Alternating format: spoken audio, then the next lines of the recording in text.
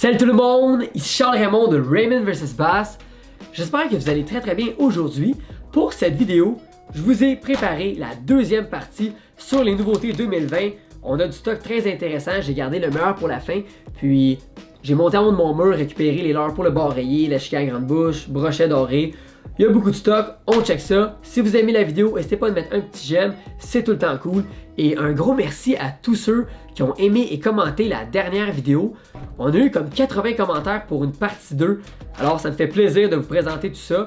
Puis ça me donne un grand coup de main pour la chaîne YouTube aussi. C'est parti, on commence. Bon visionnement tout le monde.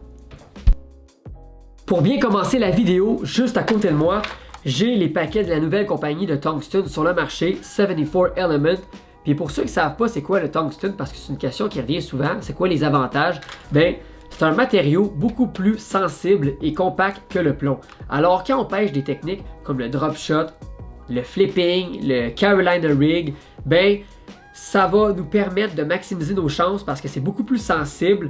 Puis la présentation va être beaucoup plus compacte également. Alors moi je vous le dis, le tungsten, je suis un fan. Quand je pêche au drop shot et au flipping, je l'utilise tout le temps. J'ai vu la différence. La compagnie font plusieurs formats de tungsten drop shot, Carolina rig, pour le flipping aussi. Puis ils font des têtes wacky, des bobber stoppers, des petits accessoires par-ci par-là comme ça qui sont super utiles. Puis en plus, sur les tungsten flipping, il y a une couche de peinture en poudre pour le conserver le plus possible. C'est un gros plus à prendre note pour maximiser nos chances de capturer plus de poissons cette année. 74 Element Tungsten. Ça, c'est de 1. En deuxième ici, j'ai la nouvelle compagnie de poissons nageurs souples, de leurre vraiment incroyable, Fish Lab. J'ai le modèle Mad Eel dans les mains pour le bar rayé. Ceux qui pêchent à Miramichi, en Gaspésie, aux États-Unis pour le gros bar rayé. Voici votre leurre. Ça va être excellent pour la pêche à la jig, dans le courant. On a un gros hameçon, on a un beau profil de leurre mince qui émite un macro. On a une belle tête de plomb. Alors, il y a plusieurs formats, plusieurs longueurs de leurre souple. Moi, je vous le dis, le Mad Eel, là, regardez-moi ça comment c'est beau. J'ai pêché des leurres similaires à Miramichi, puis ça fonctionne. C'est le leurre parfait pour le bar rayé. Puis ça va être disponible dans les boutiques très bientôt. J'ai vraiment hâte, moi, de l'essayer. Et ramener des images, ça c'est sûr. Fish Lab, Mad Eel. Fish Lab ont aussi fait le BioGill en version souple et en version dure comme ça.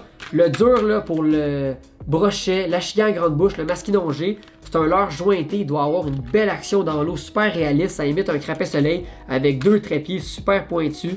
J'ai jamais pêché des leurres gros comme ça, mais cette année, ça va être mon défi. On va mettre ça à l'œuvre. Puis, pareillement pour la version un peu plus petit, pour l'achigan à grande bouche, petite bouche, brochet, avec un hameçon texan dans les herbes. Ça va être malade. Puis celui-là, le modèle, c'est le BioGill Weedless Swimbait. Après, cette année, en automne, j'ai eu la chance de pêcher un peu les leurres Jordan Lee de Powerbait. Puis là, il y a un leurre que j'ai pas essayé et que j'ai vraiment hâte parce que ça reste dans les nouveautés de cette année. C'est le Champ Craw. Regardez ça comment c'est beau. On peut le travailler avec une tête plombée, un hameçon texan, plusieurs façons de travailler un écrevisse. Mais pour l'achigan à grande bouche et petite bouche, c'est un leurre parfait.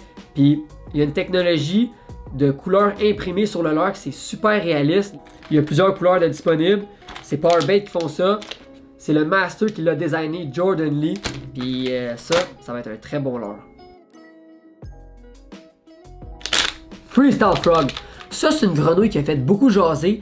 Très réaliste. On a des grosses pattes qui vont faire beaucoup de mouvements dans l'eau. C'est un leurre de surface, alors on peut le travailler. Celui-là, directement dans les roseaux, nénuphars, proche des quais, en dessous d'un arbre. C'est passe-partout. C'est super solide, c'est quand même lourd, une bonne pesanteur, donc ça va être facile à lancer. Puis la Freestyle Frog là, pour l'achigan à grande bouche et le brochet, il faut essayer ça. Moi, j'ai vraiment hâte de faire le test. Cet été, c'est certain. Après, on a un autre leurre de surface, le Chopo. Ça existe déjà, mais là, Berkley ont décidé de faire une nouvelle taille, la taille moyenne. Il y a un petit, un moyen et un gros. Puis ça, l'action est générée grâce à la louche en plastique qui vient tourner puis il va faire beaucoup de splash dans l'eau, du bruit.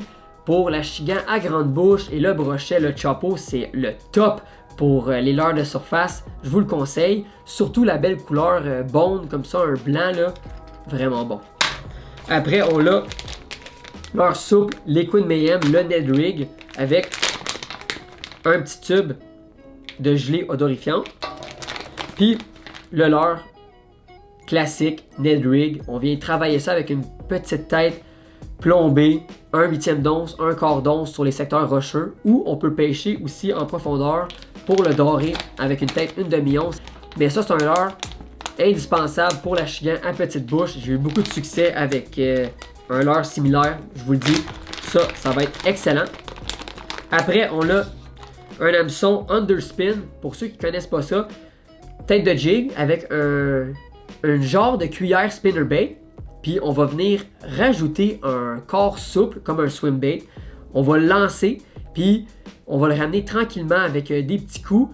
Puis ça, quand le poisson il semble être effrayé, timide, on lance pas un spinnerbait ou un chatterbait pour les faire fuir. On va lancer ça. Ça va être un peu plus finesse, puis ça va être un moyen de les localiser quand même et de les attraper. C'est très efficace. Puis c'est super polyvalent aussi, on peut le travailler avec différents leurres souples. Ça, Underspin, prenez note. Et pour terminer, on a ici le Spybait.